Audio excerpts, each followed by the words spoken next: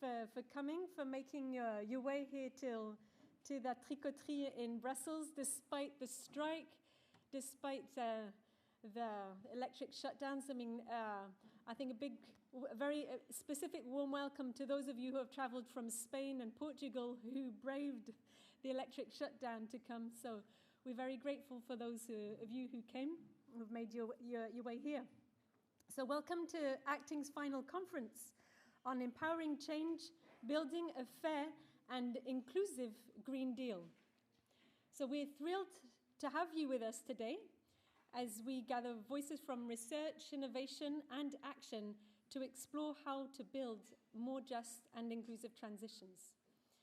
So without further ado, to open our day, I'm delighted to invite our project and scientific coordinators to the stage for an official welcome, starting with my colleague Antti Tahvanainen, acting project coordinator and science officer at the European Science Foundation. So Antti and his team have worked towards a smooth implementation of this very complex project, coordinating the efforts of the consortium members and external stakeholders. And we have with him Sofia Strid, who is acting scientific coordinator. She is professor of sociology and associate professor of gender studies at the University of Gothenburg, where she is also deputy head of the Department of Sociology and Work Science. Sofia and her team have been in charge of the qualitative research in ACCTING and producing insights to feed the development of solutions to mitigate the impact of Green Deal policies on marginalized groups. So please come up to the stage.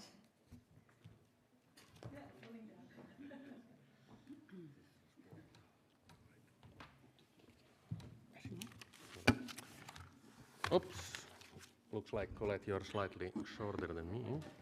So, let's see. So we are indeed the acting and also the real coordinators of ACCTING project.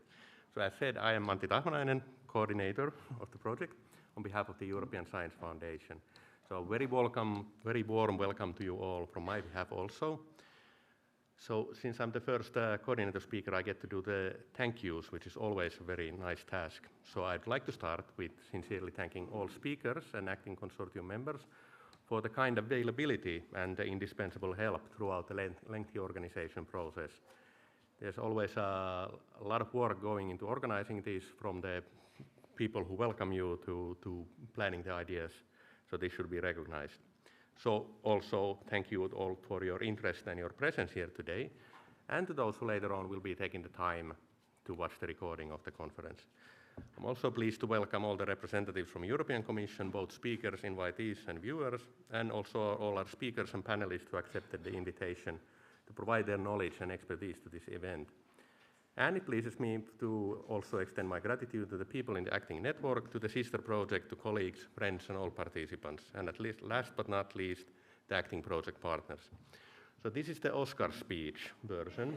So now I get to move to the short introduction to ACCTING. So the project dates its origins to a proposal that answered a specific call embedded in the Horizon 2020 program for building a low-carbon, climate-resilient future, research and innovation in support of the European Green Deal. So under this program, a relatively small section of research was to be funded for more social science and humanities-oriented research, including our topic, that of behavioral, social, and cultural change for the Green Deal. We duly submitted the proposal for a research and innovation action. You can see that there's the three themes that we'll be utilizing fully at today's event. A RIA, titled Advancing Behavioral Change Through an Inclusive Green Deal, and given the acronym ACCTING with 2 Cs. So what's the story for ACCTING having 2 Cs? There's the banal story, is that it allows for better branding and search engine optimization. But as my father always taught me, you can never let facts get in the way of a good story. So there's a room for a better story. Then why I like to think that there are 2 Cs. I look at them because they remind me of the beginning of a great poem. The poem goes, "To see a world in a grain of sand and a heaven in a wild flower, hold infinity in the palm of your hand and eternity in an hour." So the point here is not just to make a story better by finding beauty in the mundane, But I find that there is strong pertinence to acting. The connection here might be completely incidental, but the poem and the acting both see that there's an interconnectedness in our world, and there are infinite possibilities within the smallest of things. Now, the specifics of the methodology of acting, the actual methodology, will be the subject of the next presentation, but I don't think I'm out of place here if I claim that acting as a project is strongly underpinned by humanism. That means a stance that emphasizes the individual and social potential and agency of human beings.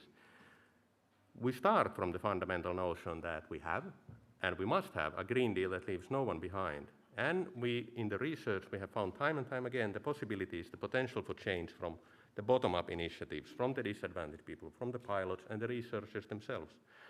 And like in the poem, it is there at the local level, at the bottom, that where you can find the better stories, or the grains of sand through which a world can be seen, the wild flowers opening to different heavens, and the human voice in history that's filled with agency and potential to allow us to see an infinity of possibilities, connections in the palms of our hands.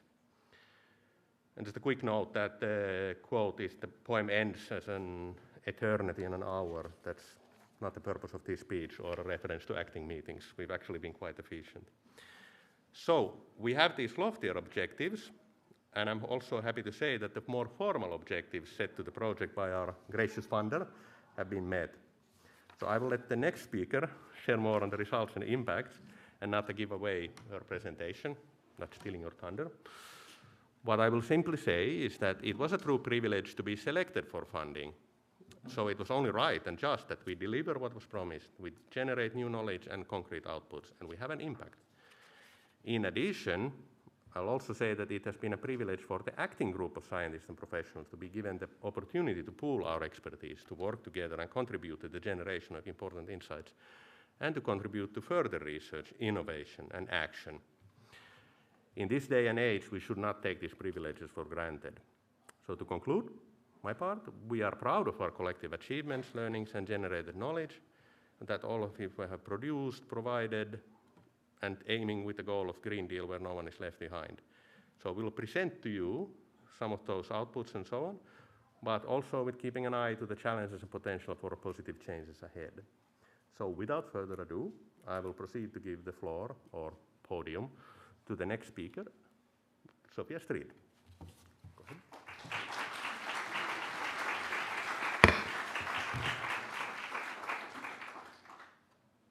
Thank you very much. What do I do if I can't get the clicker to work? Curse. Curse. Yeah. Ingrid. Oh, it works. Hi. There we go. So thank you very much, Antti, for that introduction. It was unexpected in a positive way, what you said. I was expecting more KPIs, more. This is very nice, very nice. Thank you very much.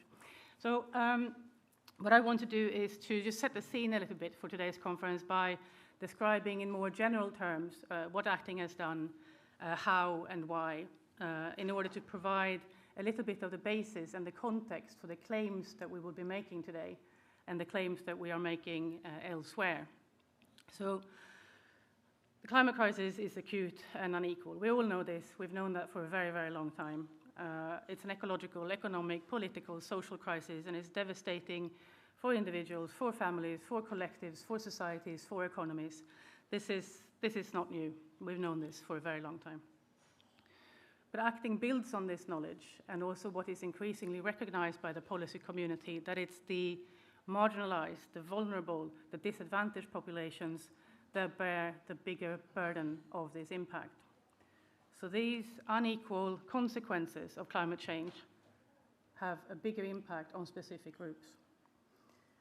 So, and in the second knowledge that we build on is in averting or trying to mitigate these impacts, the impacts of these crises in plural, that requires transformative changes. It requires transformative changes in individuals, in societies, in collectives, in economies, and in politics. So the aim of acting has been to contribute to producing knowledge and innovations to advance such behavioral change at the individual and collective levels and in the related social practices. in order to create a future that is more socially inclusive and socially just. Because the future is not something that is happening, it's something that we create. We've tried to do this following 3 overall objectives that you've probably read on the screen while I've been talking. But they are about analyzing, co-creating, and most importantly, empowering. We have this logic with 1, 2, 3 because that's somehow how the project develops. You start by collecting data and analyzing it. Then you try and co-create some solutions with the help of that data, and then you use the output from those solutions to empower policymakers and stakeholders. But actually, number 3 is the most important thing here. That's what we are intending to do, and that's what we need to do. But logically, it seems wrong to put that as number 1. The methodology that we followed, and thank you, Yellow Window, for this beautiful picture. We followed an overall methodology based on co-creation and solution and innovation-driven design thinking with a step-by-step process running in 2 research and innovation cycles. And each cycle consists of research and experimentation, creativity and co-creation in open studios, the development of solutions and innovations, and impacts. I hope you can see that it's big enough for you to see the flow here of the methodology.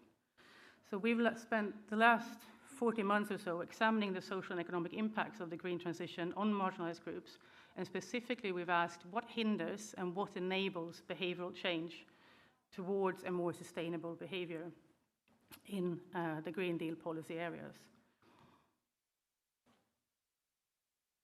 If we look at the research that we have conducted, I'll try and be quick and short. Sorry that I'm talking a lot. We have quite an extensive material. We collected nearly 700 bottom-up initiatives under the leadership of Antti and you, and analyzed those in 34 countries to identify the promising practices that you also referred to, Antti. In the 2 research lines, in 2 research cycles, in 8 research lines, we've implemented them in 13 countries and conducted overall nearly 900 interviews, 40 quasi-experimental studies, analyzed nearly 90 cases studies, and we've run a number of workshops and surveys to better understand the uptake of local knowledge, biodiversity, energy poverty, energy efficiency, food security, food values, transport poverty, and sustainable mobility policy and protest. We take all this data, all this material, we shove it into open studios, which are co-creative workshops which interpret the results that come from the research in a multidisciplinary, multi-actor co-design format. And this work, led by Yellow Window, have seen some 200 participants contributing to co-creating more socially inclusive and just solutions, or action ideas, that is direction for solutions. We produce more than 50 such action ideas for solutions. The 3rd step in the methodology is the solution steps, where we've taken the action ideas from the open studios to develop them into operational and actionable solutions at 3 levels. We've done operational guidelines or fact sheets as recommendations to policymakers. We've launched a set of 10 pilot actions that were that sort of operationalized recommendations coming out of the open studios, and they've been implemented by civil society organizations to test to see if these pilot actions can make a difference. And we'll be listening more about these pilot actions later today. And we produced a set of agendas for future research to be able to ask the questions that we yet don't know the answers to. And thanks to ICLE and CERC, we have produced this very, very rich set of materials that you can all access online. And then the final step, that's what we are intensely working on now, and we've done that throughout the 2 cycles as well. But it's the outcome and impact. And this step disseminates the results in order to increase our impact and to make a difference in the world outside of the ACCTING project. And outreach and advocacy and dissemination doesn't end with this final conference. We are currently running a series of webinars, finishing deliverables, and submitting 20 papers to academic journals in the next 2 or 3 weeks. We will try to do that, at least. So Anyway, with this, I would also like to say thank you and a very warm welcome to everyone who's here. And let's continue this day by building a fair and inclusive green transition. Thank you.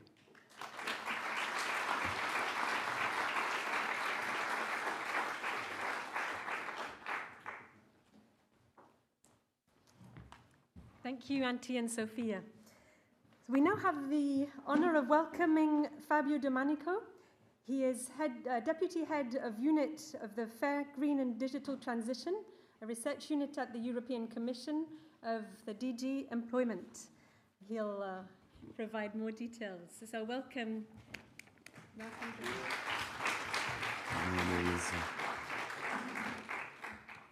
So good morning. I have a small presentation. Why I'm here today? I've been invited. I'm very happy, but I come from the unit of DG Employment, so the Employment Social Department of the Commission, who deals with the green transition, green and digital transition, and research. So it's pretty pertinent. And often our unit, we work in supporting the most vulnerable in the overall context of the initiative of the Commission with the green transition.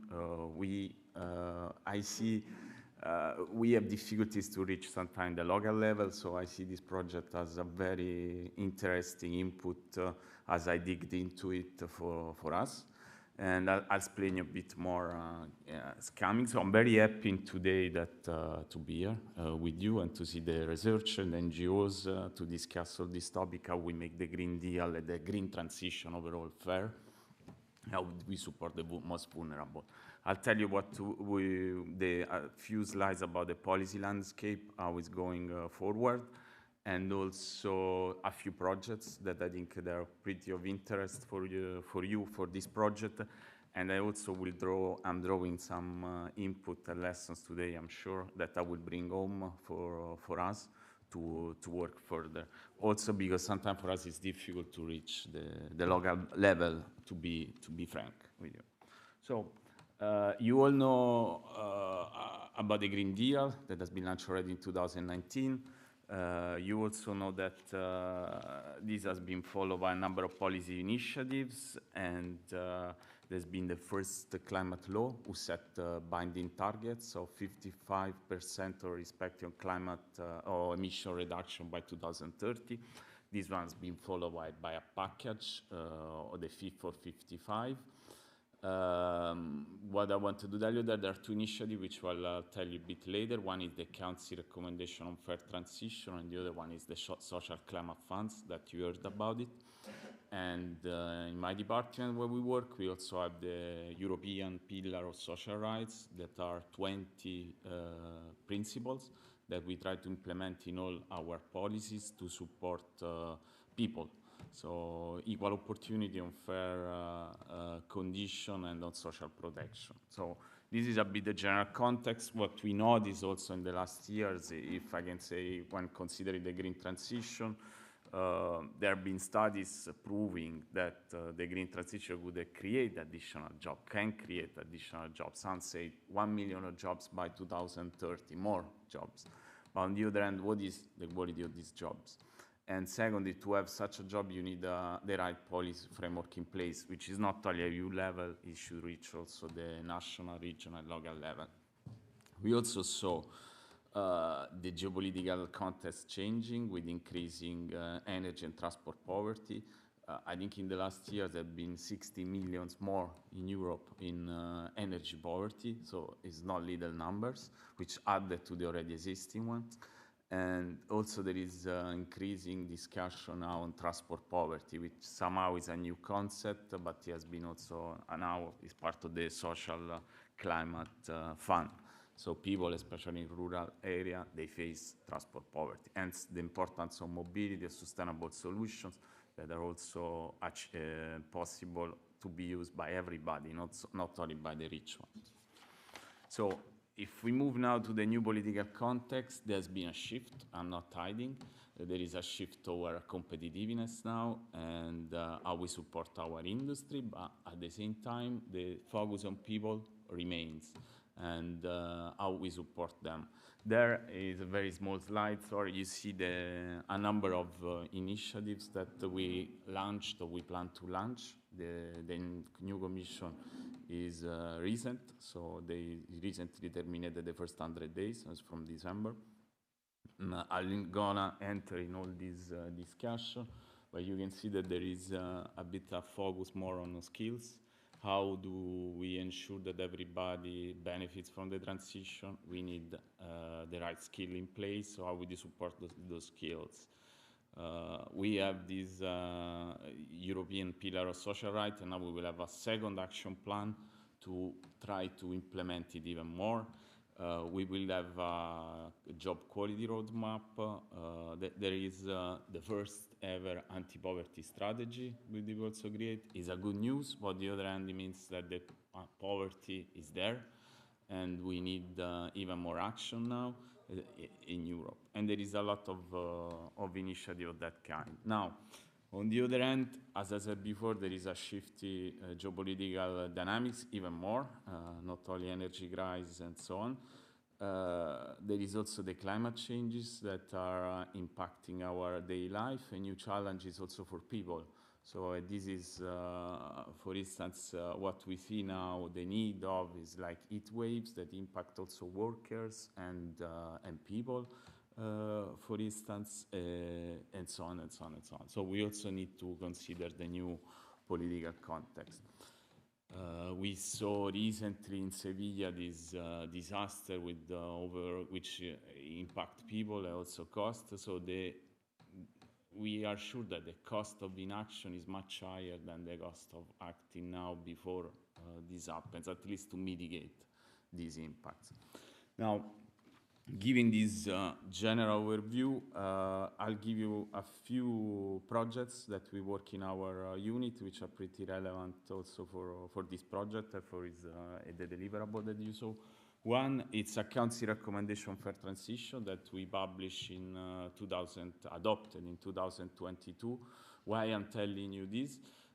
Without entering into all detail, this is a guidance that we gave to member states to support policy packages to support people in the transition. And it's very comprehensive, so it goes to employment, it goes to social protections, it goes to access to essential services, including energy, transport, and so on.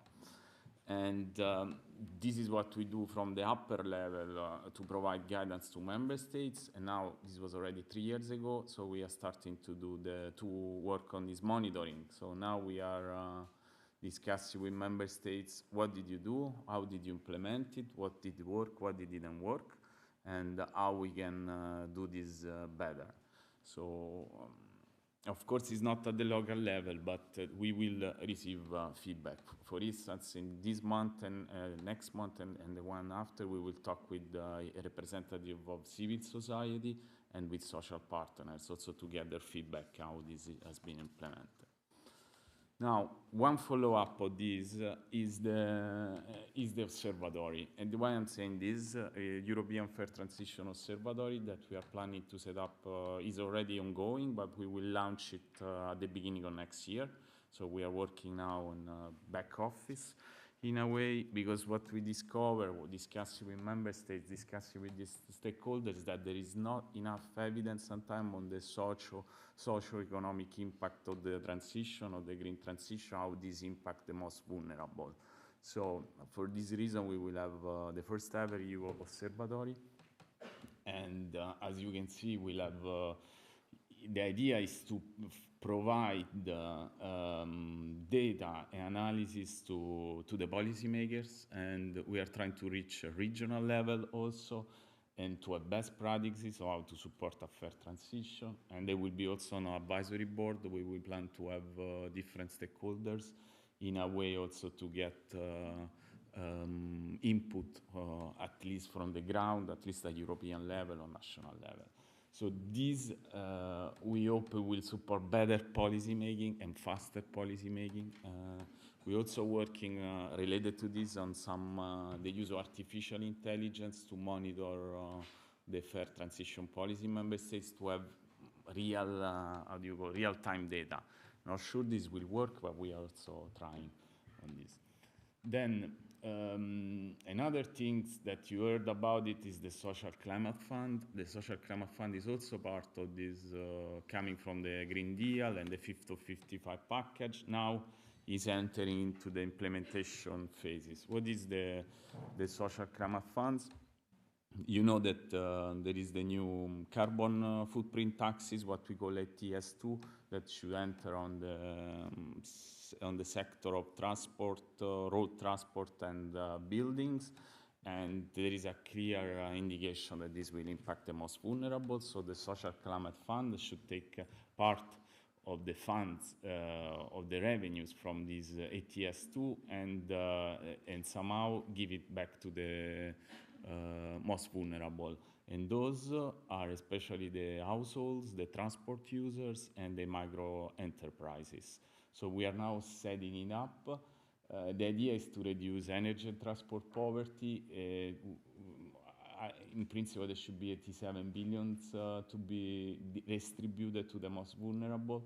And member states are now submitting the national plans because it's them who decides how to better allocate to the most vulnerable those funds. And on the other hand, we are monitoring. We received now the first draft of the plans, and we are giving them guidance, and they will have to submit then a revised version. So that's another tool. I'm not sure it will solve all problems, but it will mitigate some of those, especially for some of the most vulnerable in the member states. I wanted to share with you also another project, also because hopefully I understand in the room there are also NGOs that you may also join later on. So this is a project that we have on, and I think also fits well with this, with your project on trying to change behaviors of people. We are running in the Clean Energy Ministerial, which is an international forum, a lifestyle campaign and fairness. That's how we call it. So the idea here is that the IPCC report of the UN says clearly, by other studies we have, that by changing our behavior we can reduce emission 40 to 70%. On the other hand, what we wanted to include in our campaign is the fairness aspect, because not everybody should reduce consumption. There are people, regions, and the most affected, and maybe should increase their consumption because they should have access to essential services. So this is an international forum. We launched this, and in a few weeks we got the interest from India, China, Japan, and Norway. So we represent now half of the population of the world almost. And the idea, of course, is if you want to sensibilize the governments on how to implement lifestyle policies that are also fair. There are, you probably are more aware than me, there are classical examples like I think it's in Mexico, where they deliver LED bulbs for free to the most vulnerable. Otherwise, they will never have access to this technology because for them it's very expensive, but it helps you to reduce your energy demand, and so on and so on. So the idea is at the end of August to launch a pledge, and then there we will have evidence, we will have some guidelines how to achieve, and then to monitor how at least these countries, and we hope to also open it to other stakeholders and so on, to see how this can be achieved. One challenge that I have, I'm also learning from your projects and your policy recommendation how to ensure the fairness. So the objective is not only lifestyle, but also fairness. So to ensure that there is fairness in these changes. We know, yesterday I was in a meeting with the Hot and Cool Institute that is working also on this. We know that the 10% of the richer population pollute 50% of the emissions, so emits 50% of the emission, while the opposite for the poor. So we have to balance this. Now, before I conclude, because this is also about research, our unit also works on research, and we work especially on Cluster 2 Horizon Europe project? Well, we normally, over the years, we suggest topics, and then we see the results after 2-3 years. And for me, I'm very happy to be here because now I see concrete results at the local level and feedback to policy on the project. And I think it was very, very useful for me also to read all these documents and not to report back. And but what I wanted to tell you is that in this context, we also have the same difficulties as you in the project to mainstream in so many fields the green energy transition, how to support the people in all these different sectors, from food, transport, energy, and so on and so on. So now what we are trying to achieve in my department is to launch a new partnership. So the new partnership will help to have research and projects like this in a faster way, and should be 7 to 10 years the project to secure funds.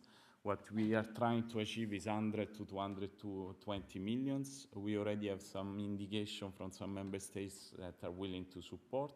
We have a coordinator in Poland, the National Science Center. The idea is to have projects on social protection and essential service, the future of work, education and skill, and the fair transition. So it's pretty general focus on people, on how this can be done. I'm sure we will probably support projects like this. It will only start in 2027. Now we are laying the ground. I think yesterday has been sent a letter to the member states to ask for the support. Some we already have, and I hope this will fly, and so we will have even more projects which feed the policy in this context. That for me is very important. So. I stop here, but many thanks for the project. I see all the challenges that you had to work on multidimensional aspects, from policy recommendation to projects on the ground, to identify research gaps, all things that we face also every day. But I think you did a great job, and I read with great interest also your policy recommendation, also how to widen the public interest, how to overcome the resistance. So many, many thanks. Very, very welcome. Thank you.